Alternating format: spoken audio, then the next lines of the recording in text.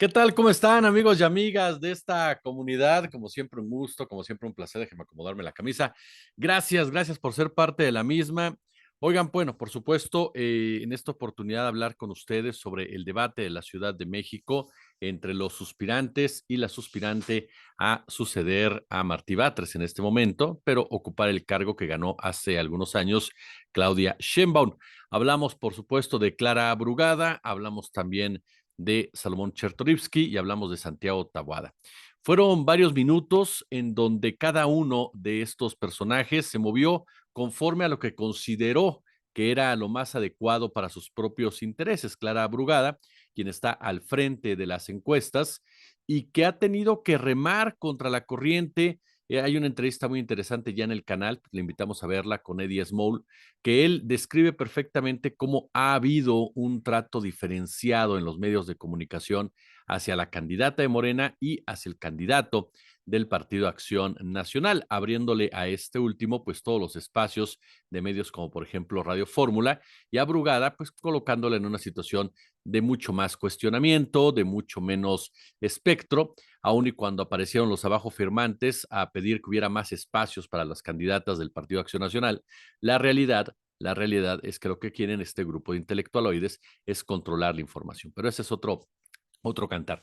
En este punto, Brugada supo manejarse de manera adecuada en términos generales. Es cierto, como han dicho diversas voces, caso Viri Ríos, comenzó nerviosa, comenzó sin ese tono de voz necesario en la oratoria. Sin embargo, conforme fue transcurriendo el ejercicio, comenzó a tomar control del mismo. Hemos podido observar de manera detallada cómo se fue dando este evento y sin duda hay frases que van a quedar para la posteridad y eso es clave en la narrativa, ¿eh? Eso es clave en la narrativa. Ustedes saben que aquí lo que importa es ganar el postdebate. Eso es lo importante.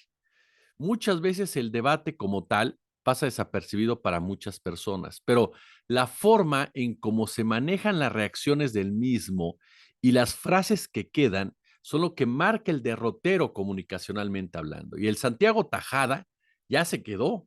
Ya hay una cantidad de memes ahí recorriendo las redes sociales, sometiendo al aspirante panista a una situación de corrupción. No olvidemos que a final de cuentas él pertenece al grupo de los Ocean. Hay gente que me ha preguntado por qué les digo de los Ocean. No es que se los diga yo, es el lugar en donde ellos se reunían, esta generación de jóvenes panistas, y por eso se pusieron ese nombre. Él pertenece al mismo y ese grupo está vinculado con el cártel inmobiliario. Es decir, ahí no es opinión, es información. Cristian Bonreri, que está detenido, el que era alcalde y después legislador de Benito Juárez, por proteger a ese cártel. Están detenidos otros dos exfuncionarios de esa demarcación. Hay testimonios por parte de empresarios con documentos. Hay trabajos periodísticos con documentos que confirman precisamente el involucramiento de este grupo panista en esta mafia, apoyada sobre todo durante la gestión de Miguel Ángel Mancera, que por cierto es una de las voces cantantes a favor de Santiago Taboada. Es más, mire, si no nos quiere creer, pues lea el libro de Felipe Calderón. En ese libro, Felipe Calderón se les va encima a la actual dirigencia del PAN, se le va encima al famoso grupo Ocean, ¿no? Herederos del conflicto de interés de Diego Fernández Ceballos y los califica de corruptos precisamente por el cártel inmobiliario. La propia Margarita Zavala en otras ocasiones les ha dicho rateros, en pocas palabras. Es decir, los propios panistas describen perfectamente este grupo al que pertenece Santiago Taboada. Entonces, que Santiago Taboada no nos quiera venir a inventar que él no tenía ni idea de lo que era el cártel inmobiliario, que él estaba fuera del mismo, porque no es así. No es así. Y ese tema se sabía perfectamente que era muy explotable, más allá de las propuestas que iban a contrarrestar ambos personajes, que yo sinceramente creo que hubiera sido mucho más interesante si se hubieran puesto a debatir a fondo las gestiones que han tenido en cada una de las demarcaciones. Creo que ahí Clara Brugada, no sé si perdió la oportunidad, no lo sé todavía, habrá que esperar unos días más para valorarlo, pero hubiera sido interesante que diera a conocer más de lo que ha hecho en Iztapalapa, en donde ha tenido una gestión sumamente exitosa, reconocida no solamente al interior de su partido, sino en la sociedad iztapalapense, ¿no? Hay voces que dicen, no, es que no eliminó totalmente el crimen. Ah, bueno. No, es que no eliminó totalmente el problema del agua, no, bueno, pues, pero avanzó. y avanzó de manera considerable y logró algo que es muy importante, cambiar la nota roja por la nota musical, porque le ha apostado mucho a la cultura esta Brugada. Falta de tiempo, falta de espacio, puede ser que haya también permeado esto en dicha situación. Hay voces que dicen, de repente parece que Brugada estaba más interesada en defender lo hecho por López Obrador o por Sheinbaum, porque Taboada, en un error estratégico por parte de la oposición, estratégico, es decir, yo no sé por qué Max Cortázar, yo no sé por qué Claudio X González, yo no sé por qué Roberto Gilsuart, yo no sé por qué hasta el saco de pus Javier Lozano, no son para acercárseles y decirles, a ver, es una muy mala idea pelearte con López Obrador o criticar a López Obrador cuando tiene un porcentaje de aceptación cercano al 70% a nivel nacional. Es un error. Céntrate en tu rival. Céntrate en decir, a ver, esto se hizo bien, lo voy a mantener y lo voy a profundizar con mi visión para este lado. Eso es lo que cualquier estratega medianamente capaz decidía. Pero como en la oposición viven en una fantasía total, en un negacionismo crónico, no salen de esa estrategia que fue implementada y fue impuesta por Claudio X González, ¿no? Ahora respaldada por el tío Richie, de pegar, pegar, pegar, pensando ellos que con esa actitud van a dañar la credibilidad, van a dañar la gestión del gobierno de Morena y van a ganar votos. No es así, no funciona así. Y no lo digo yo, lo dicen los números, las cifras durante todo este sexenio. No les ha funcionado. Pero Taboada se centró mucho en eso. Y fue ahí donde perdió muchísimo, pero muchísimo tiempo para tratar de defenderse o posicionar una idea que pudiera lograr que consiguiera algo más de lo que ya tiene en este momento. Las encuestas son claras y contundentes. Las encuestas nos hablan de una ventaja de Clara Brugada de 2 dígitos, con excepción de las que son pagadas por el Partido Acción Nacional, caso Massive Caller, México Elige y una más que me parece que anda por ahí, CA Search, algo por el estilo, que son encuestas, ajá, que están pues trabajando para el PAN. Entonces, obviamente ellos te plantean, ¿no? Un escenario positivo para el Partido Acción Nacional y sus aliados. Pero el resto de las encuestas que no están trabajando para ningún partido te habla de una ventaja de 16 puntos, entre 12 y 16 puntos de Clara Brugada. Entonces, Clara Brugada, por supuesto, salió a mantener esta ventaja. Santiago Taboada desperdició esta oportunidad de tratar de conseguir algo más de lo que tiene, porque no olvide algo, y ahorita le entramos a ese punto también. Eh, los debates sirven para que la gente que no ha decidido el voto o que ni siquiera ha decidido si viera a votar salga a hacerlo, sienta cierta afinidad con algún candidato o candidata al escuchar los debates. Y en este punto sí hubo un ganador, pero no fue Santiago Taboada. Clara Brugada supo explotar bien el cártel inmobiliario, supo explotar muy bien también, por supuesto, las falencias del Partido de Acción Nacional cuando les dijo, ustedes no tienen propuestas, lo que tienen son negocios en la cabeza, otra frase que se queda.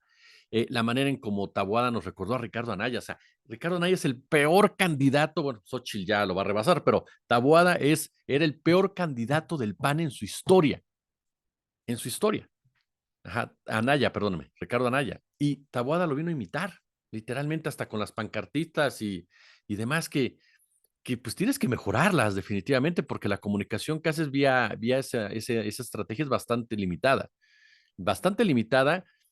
poco explicativa, contrario a lo que ellos creen, y muy poco empática. Generas muy poca empatía por parte de las personas que no te ven como alguien que esté planteando un pronunciamiento claro. Pero eso es parte de la escuela, fíjese, que trae ese grupo panista de Ricardo Anaya a la fecha. Nos decía Gaby Cuevas en otra interesante entrevista que también ya está en el canal, que el PAN pasó del PAN de Carlos Castillo Peraza, con el cual puede estar de acuerdo o no. Aquí lo hemos dicho, yo no soy seguidor de Carlos Castillo Peraza, ni mucho menos, pero sí reconozco que la vez que lo entrevisté, era un tipo que sabía de política. Y el tipo era de derecha y sabía defender sus postulados de derecha. Un debate, a mí me encantó en la universidad, que fue entre este Castillo Peraza, por cierto, y Eberto Castillo. Qué bárbaro. Uno de izquierda a derecha. Qué interesantes reflexiones plantearon ambos. Pero bueno, ¿a qué voy con todo esto? A que este grupo panista está alejado de ese concepto y entonces se vuelven, ya ni siquiera tienen esas calidades oratorias que incluso personajes tan limitados en otros rubros como Fox tenían y que en los debates les permitió precisamente ganarlos. el caso de Diego Fernández, el caso del propio Fox, el caso de Calderón en el primer debate al que no asistió Andrés Manuel López Obrador, y que gracias a esas capacidades lograban precisamente conectar con un sector de la audiencia. Anaya no las tuvo, y mire que Anaya le echó ganitas, pero Anaya no logró jamás conectarlos, y ahora lo vemos replicado tal cual en Taboada. Es el mismo nivel de carisma, es el junior literal que intenta decirte que te va a salvar la vida porque todo está mal. Y aparte fue a decir un montón de mentiras, Taboada, ¿eh? El tema del salario de los policías es mentira. Y otros datos que arrojó son mentiras. Entonces, ese es otro de los puntos que yo me quedé pensando cuando vi todo ello. Dije, la oposición está montada en la mentira. Entonces, aunque tú no seas simpatizante de Morena, no puedes votar por el otro lado que está diciendo mentira tras mentira tras mentira. Y ese es otro error grave de este equipo de comunicación, de este equipo estratégico, el cual pensó que de esa manera iba a poder seducir a un grueso de la población que hoy por hoy, y más en la Ciudad de México, está bien informada. Entonces, hay voces que dicen que Morena puede perder la Ciudad de México. Yo creo que muchas parten del escenario vivido en el 2021, pero sí hay diferencias entre Morena del 2021 y Morena del 2024. Es cierto que la Ciudad de México es la más crítica con el López Obradorismo. Es cierto que aquí han surgido manifestaciones importantes en contra del obradorismo, pero también es cierto que hay un sector importante de la sociedad que está a favor del López Obradorismo. Entonces, sí creo que no va a perder la Ciudad de México Morena, y menos después de este debate en donde Taboada es el perdedor del mismo, en donde Taboada no le alcanzó para tratar de posicionarse en un lugar mucho más asequible rumbo a los otros dos debates y rumbo a la elección final. Y tendrá que trabajar mucho porque ayer Clara Brugada lo exhibió como un político corrupto.